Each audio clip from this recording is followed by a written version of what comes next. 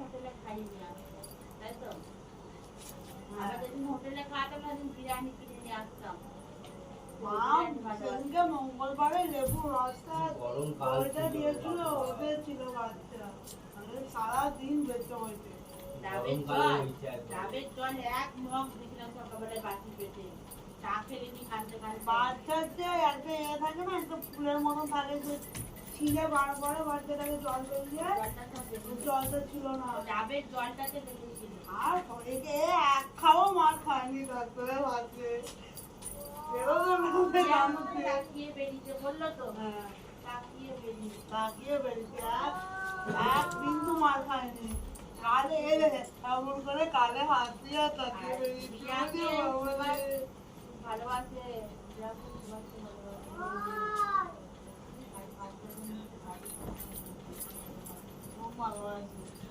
আমার বলছিলাম যে ওখানে শান্তি সুপার বলো তো, রিয়াও কিছু খেত না তোমার জন্য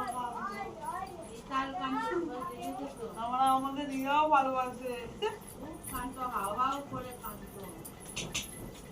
আমি খালি লোকেদের বলতে ফোন করতাম, মা আমার কাছে সিগার হবে, আমার যে চুপ করে থাকো মা, কিছু হবে না তোমার, কিছু হবে না।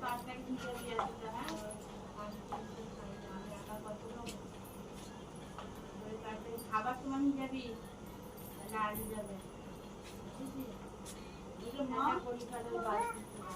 মা তোমার কিছু হবে না, সিগার হবে না, তুমি শুয়ে থাকো। আর বরাবর ইনজেকশন দিচ্ছে। ওর মা আমাদের বাচ্চা হওয়ার জন্য অনেক চেষ্টা করেছে, যতক্ষণ ছিলাম ততক্ষণ চেক আপ করেছে, কিন্তু জলের নারী করেনি।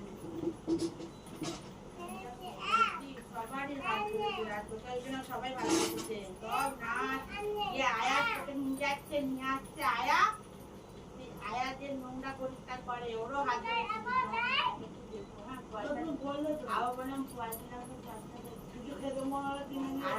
আমি যদি নাও থাকে ওকে কিছু খেতে চাই, আমার মেয়ে বড় করে বাচ্চা তো বোঝে না, খাবো বলে খাওয়াবে, আমি পয়সা দিতে। ঠিক আছে, অত বলতে হবে না, আমি জানি কে কেমন মানুষ, ওদের একটা পয়সা বাকি রাখুনি, আর লোক দিচ্ছে না, লোক আয়া খরচা দিচ্ছে না, ঝামেলা বাড়তে পারছে না। শুনো ভেবেছিল যে বাচ্চা, ওই যে বাচ্চা করলে